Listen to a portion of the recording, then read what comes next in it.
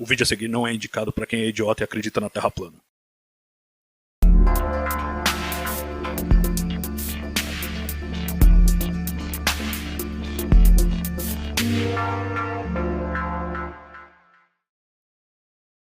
Saudações siderais, estamos começando Conexão Sideral, papo sempre inteligente, com personalidades, cientistas, gente cabeça, para falar sobre os mais variados assuntos.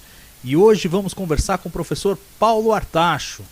Ele é pesquisador do Instituto de Física da Universidade de São Paulo, é um membro muito respeitado da comunidade científica, é um dos membros do Painel Intergovernamental para a Mudança Climática, o IPCC da ONU, que é responsável por reunir todos os dados relativos à mudança climática e ajudar com isso o mundo a propor políticas para lidar com esse grande desafio do século XXI, que é o aumento das temperaturas médias da Terra e todos os efeitos que isso acarreta por conta da emissão de combustíveis fósseis. Nós vamos conversar com ele um pouco sobre as evidências científicas que existem para a mudança climática, o que está sendo feito, o impacto da decisão do presidente Donald Trump de tirar os Estados Unidos do Acordo de Paris, se isso realmente atrapalha, se cria um vácuo de poder. Enfim, vamos falar muito sobre mudança climática e sobre as questões que envolvem o tema do aquecimento global na entrevista que você vai ver em instantes.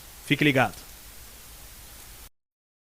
Bom, professor Paulo Artacho, muito obrigado por aceitar o convite de estar aqui com a gente. A gente foi surpreendido aí nos últimos dias com o anúncio bombástico do presidente Donald Trump de que vai tirar os Estados Unidos do Acordo de Paris. E é óbvio que fica na cabeça de todo mundo o tamanho do impacto dessa decisão, né? Então, para começar essa nossa conversa sobre mudança climática, eu queria perguntar para que você fizesse uma avaliação do impacto dessa decisão para o resto do mundo e para os próprios Estados Unidos nesse contexto. Olha, essa decisão do presidente Trump era esperada, obviamente, foi uma das promessas de campanha, e ela é baseada principalmente pelo fato de que foi a indústria do carvão um dos maiores financiadores da campanha do presidente Trump nos Estados Unidos. Então, os setores mais conservadores foram, na verdade, quem financiaram a campanha do Trump, e isto era esperado porque esses setores eles são associados com a componente mais atrasada da política energética dos Estados Unidos, não representam a vanguarda do desenvolvimento científico e tecnológico nos Estados Unidos. Então, na verdade, um dos maiores prejudicados nessa questão vão ser os próprios Estados Unidos, que estão deixando para a China, Europa e outros países em desenvolvimento um enorme vácuo de liderança que será preenchido provavelmente pela China e pela Comunidade Econômica Europeia. Não, pois é, isso que você comentou tem muito a ver com a atitude de empresas americanas mesmo que se manifestaram contrariamente à decisão do Trump e criticaram muito ferozmente essa postura que no final das contas acaba atrasando a própria inovação dentro dos Estados Unidos para a mudança da matriz energética, né? E é importante citar também que 60% da população opõe a saída dos Estados Unidos do Acordo de Paris, e uma fração enorme do setor econômico e social, e cerca de 17 estados americanos também se manifestaram contra. Portanto, e mais do que isso, os estados de Massachusetts, Califórnia, disseram que eles vão continuar com seus planos de redução de emissões de gás de efeito estufa, indo frontalmente contra a orientação do governo federal americano. Então, na verdade, essa decisão, que é mais uma decisão política do que uma decisão estratégica e que não tem apoio nem da indústria e nem da população americana, na verdade, é um tiro do pé do próprio presidente Trump, como ele está começando a perceber e está começando a ser reconhecido. Agora, vamos falar um pouquinho, professor, da própria compreensão da mudança climática pela população, que para mim é uma coisa realmente surpreendente. Embora a gente tenha um consenso científico que gira ao redor de 97%, 98%, esse consenso não se apresenta de forma tão maciça na população em geral. E aí eu acho meio surreal, porque assim, a gente começou a ouvir falar de mudança climática com mais intensidade a partir dos anos 80. Foi quando os cientistas começaram a se manifestar mais concretamente sobre isso. E de 1980 para cá, a gente já viu um aumento de temperatura de aproximadamente 1 grau com relação à média desde que se mede a temperatura da Terra, 1880, né? Quer dizer, já tem um aumento de 1 grau. Quer dizer, não é mais uma questão de vai acontecer a mudança climática, ela está acontecendo, nós estamos vendo, e ao mesmo tempo uma parcela significativa da população, e não necessariamente a mais desinformada, tem uma dificuldade enorme de assimilar esse fato. Como é que a gente explica essa dissonância cognitiva, essa dificuldade de assimilar o fato de que realmente o clima da Terra está mudando? Veja, realmente eu concordo com você, é um pouco contraditório. Agora, veja que, em geral, grandes temas científicos são difíceis de a gente, digamos assim, de simular, colocar esses grandes temas científicos, como a questão dos alimentos geneticamente modificados, assim como a questão, por exemplo, do armamento nuclear global, e assim, porque são questões muito difíceis para o povão do dia a dia assimilar. Embora nós podemos observar que no Brasil, por exemplo, você percebe claramente que a população tem uma percepção de que o clima está mudando, né? De que os eventos climáticos extremos estão realmente aumentando de intensidade e de frequência. Quer dizer, eles têm uma percepção de que o clima do nosso planeta e da sua cidade em particular está mudando, né?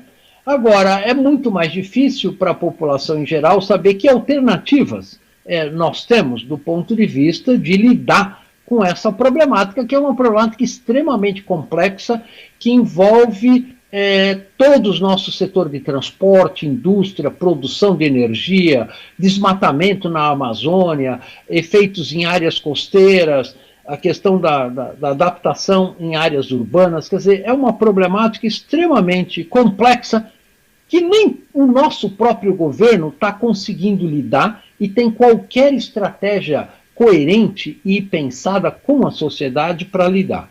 Então, eu acho que nós ainda vamos, infelizmente, demorar alguns anos para termos uma estratégia para o nosso país para enfrentar as mudanças climáticas globais. Agora, atacando aquelas críticas mais comuns que a gente vê, quer dizer, tem duas coisas que eu notei que são mencionadas mais frequentemente por aqueles que negam a possibilidade da influência antropogênica nas mudanças climáticas. Uma delas é a questão da variabilidade natural, eles argumentam que o clima da Terra sempre variou, e outra é a questão da potência do CO2 como gás estufa. Muitos deles apontam que o CO2 como gás estufa ele é menos eficiente até do que o vapor d'água que está presente na atmosfera em quantidades muito maiores. Como é que você responde a essas duas críticas? Olha, isso é muito fácil de ser respondido. Eu acho que essas questões hoje já pertencem ao passado, muito claramente. Em todos os debates que eu tenho participado no Brasil e fora do Brasil, nos últimos 2 anos, essas questões praticamente desapareceram, né? Por razões óbvias, a ciência prevaleceu, né? Porque essas questões foram, ao longo dos últimos 10 anos, fomentadas principalmente pelos chamados negacionistas, que aí, entre aspas, não acreditavam, né, na questão do efeito estufa. Agora, não é questão de acreditar ou não acreditar, quer dizer, é uma questão, porque ciência não é religião, né? A gente não acredita ou desacredita em fatos científicos. Você observa a ciência e as evidências científicas e faz o seu julgamento em cima disso, nada a ver com a questão da crença religiosa, né? E veja que é interessante que mesmo o presidente Trump, no seu discurso que anunciou a saída do Protocolo de Paris, ele não anunciou a saída porque ele não acredita, entre aspas, né, no efeito estufa, etc. e tal. Não, ele aceitou que existem as mudanças climáticas, ele aceitou a necessidade de fazer redução de emissão de gás de efeito estufa, ele só acha que a maneira como foi negociado o Acordo de Paris é prejudicial aos interesses americanos. Certo. Isso é muito importante de observar. Quer dizer, então, não existe mais essa questão de acreditar ou não acreditar, observar que estão havendo mudanças ou não havendo mudanças. Mesmo o Congresso americano, os republicanos, que é a fração mais atrasada, digamos assim, né, da política americana, e essa questão já não existe mais. Então, a questão agora é como nós vamos reduzir as emissões de gás de efeito estufa de uma maneira a não prejudicar a economia dos países, de uma maneira que seja internacionalmente justa e que os países paguem de acordo com as suas responsabilidades.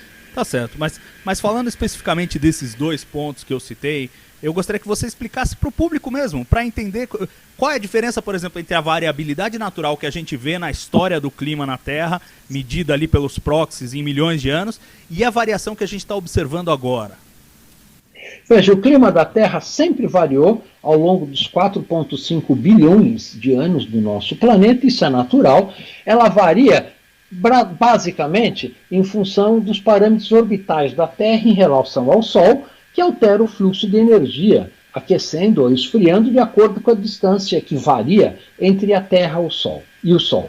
Acontece que a periodicidade destes ciclos, são chamados ciclos de Milankovitch, pelo cientista que descobriu essa questão, esses ciclos ocorrem na escala de anos de milhões a dezenas de milhões de anos, né? Eles não ocorrem, não há qualquer ciclo de alteração da distância entre a Terra e o Sol com uma escala temporal menor do que 1 milhão a 2 milhões de anos.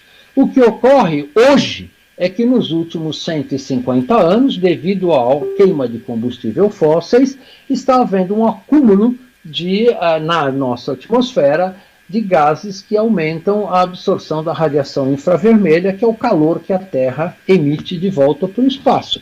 E esse evento é um evento muito curto no tempo, em 150 anos, é um tempo muito, muito curto comparado com, por exemplo, milhões de anos dos ciclos orbitais terrestres. Então, uma coisa não tem absolutamente nada que ver com outra. Quer dizer, uma alteração muito drástica e rápida da concentração de gás de efeito estufa, no curto prazo, causado pelas emissões humanas, são fenômenos independentes da variabilidade natural do clima causado por alterações nos parâmetros orbitais da Terra em relação ao Sol, que se dá numa escala de milhões de anos. Certo, e aí os cientistas observam muito claramente uma correlação entre o aumento de temperatura e o aumento de CO2, de concentração de CO2 na atmosfera, que hoje já furamos ali os 400 partes por milhão. Mas ainda tem gente que diz que 400 partes por milhão ainda é pouco e o CO2, em tese, não é um gás estufa tão poderoso quanto o vapor d'água. Como é que funciona esse ciclo todo para que o CO2 consiga elevar a temperatura nessa escala que a gente está observando? Isso hoje também a ciência já explicou de uma maneira muito, muito clara, né? Quer dizer, a concentração absoluta do CO2, 400 partes por milhão, hoje é uma concentração tão alta que não tem nenhum recorde ao longo dos últimos 1 milhão de anos de uma concentração tão alta na atmosfera. Antes da Revolução Industrial, a concentração de CO2 era de 280 partes por milhão, né? Quanto ao fato que você falou, o CO2, mesmo nesta concentração, devido ao seu fortíssimo poder de absorção de radiação infravermelha, ele é um gás que tem um forte poder de efeito estufa, assim como outros gases, como o metano, óxido nitroso, ozônio e outros componentes da atmosfera também têm essa mesma propriedade. O vapor d'água, ele é um gás de efeito estufa natural do nosso planeta, digamos assim. Ele aparece em concentrações muito mais altas do que o CO2 e ele hoje é o responsável pela maior parte da absorção de radiação infravermelha no nosso planeta, e isso a ciência conhece muito bem. A concentração de vapor d'água ainda não está sendo alterada significativamente, ela está razoavelmente constante, mesmo com o aumento da temperatura, mas espera-se que nas próximas décadas, lentamente, a concentração do vapor d'água também vai começar a aumentar lentamente, e isto provavelmente vai intensificar o efeito estufa causado pelo CO2, metano, ozônio e óxido nitroso. Então, todos esses fatos são muito bem conhecidos pela física do clima e são incluídos, os modelos climáticos levam em conta esses fatores.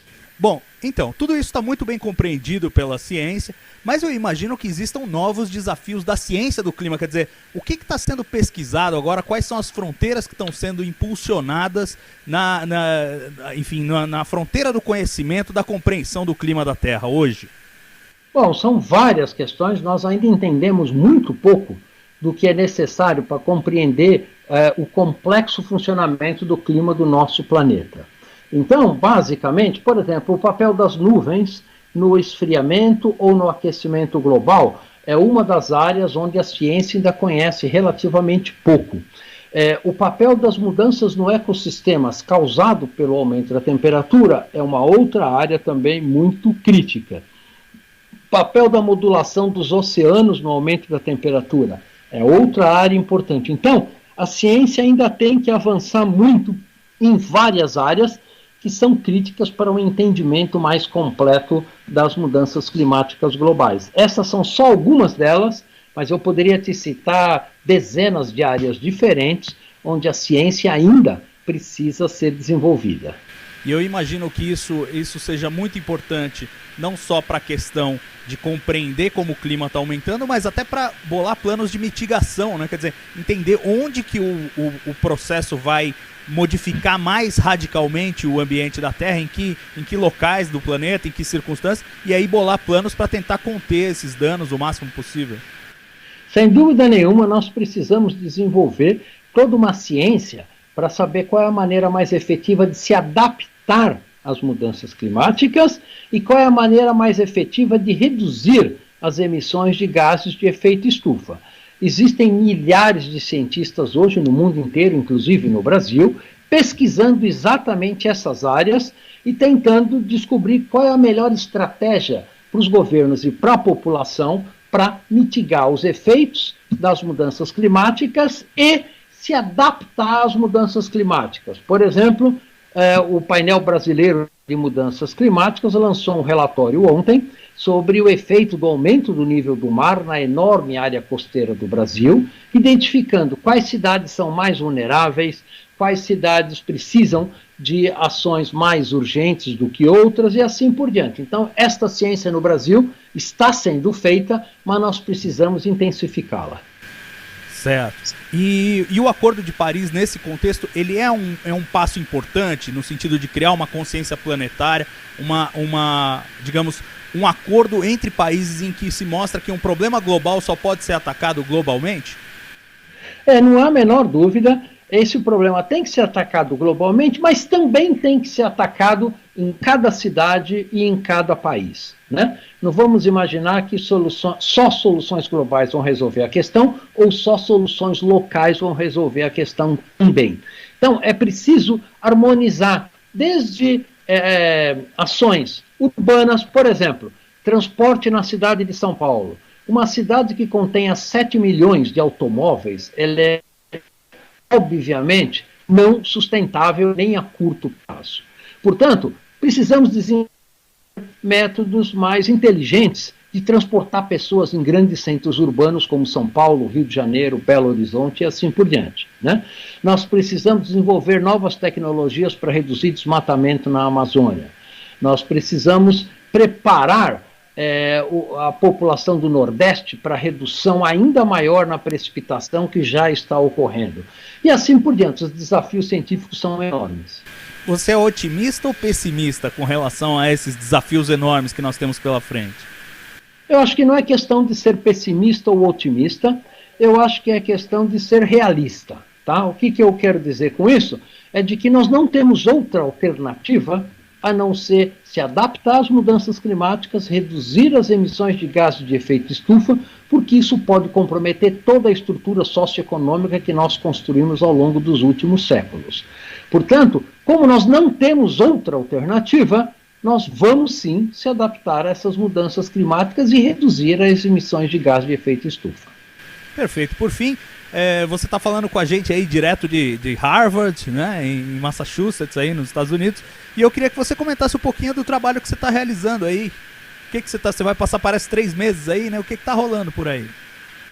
Isso, nós estamos aqui trabalhando em Harvard, fazendo uma compilação dos resultados de um grande experimento que fizemos na Amazônia, chamado Go Amazon, e nesse experimento nós estudamos como as emissões naturais de uma floresta como a Amazônia interagem com emissões de poluição urbana de uma cidade como Manaus. Então, esse conhecimento é muito importante, porque se daqui a 30, 50 ou 100 anos nós tivermos uma Amazônia ocupada em sua maior parte por grandes centros urbanos, nós precisamos entender como que esse processo influencia a precipitação na Amazônia, a absorção de carbono pela floresta e assim por diante. Então é isso que nós fizemos dentro do experimento Go Amazon, e nós estamos aqui fazendo uma compilação do conhecimento científico produzido por esse experimento. Legal, professor. Queria agradecer muito pela atenção aí, pela paciência. Desculpa qualquer coisa. Ok. Um grande abraço para você, hein? Um abraço. Tchau, tchau. Tchau, tchau. Bem, essa foi a entrevista com o professor Artacho. Espero que vocês tenham gostado.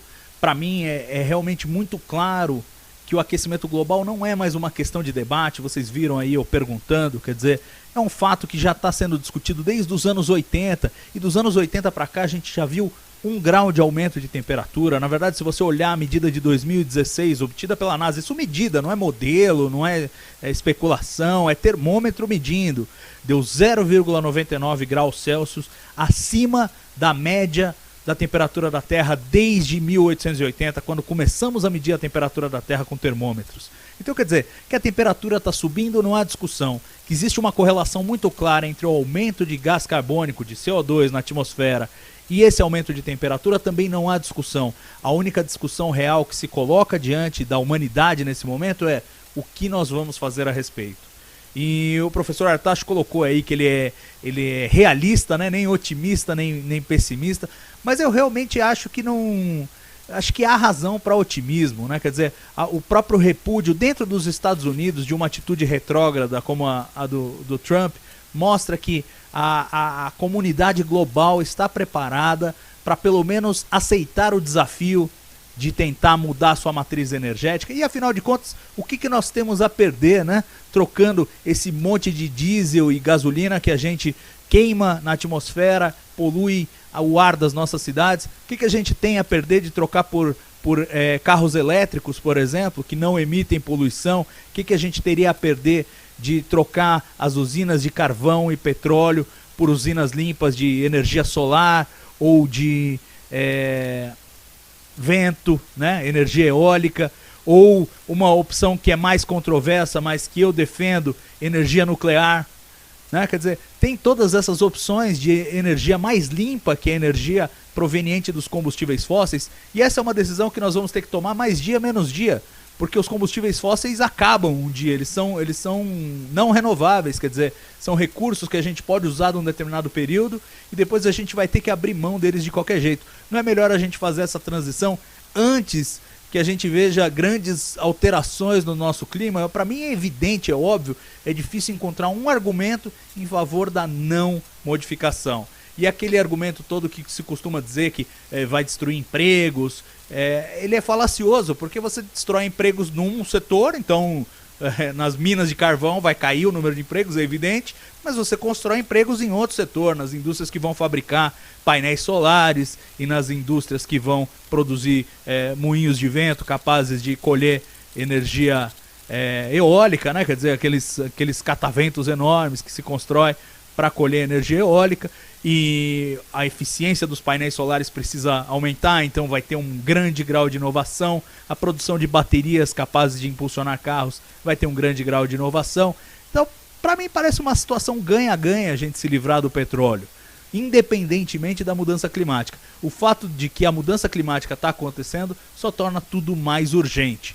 Quer dizer, precisamos ter mais pressa em fazer uma coisa que teríamos de fazer de qualquer modo. E esse foi o programa de hoje, espero que vocês tenham gostado, mas semana que vem estamos de volta com mais Conexão Sideral. Até lá! Fui!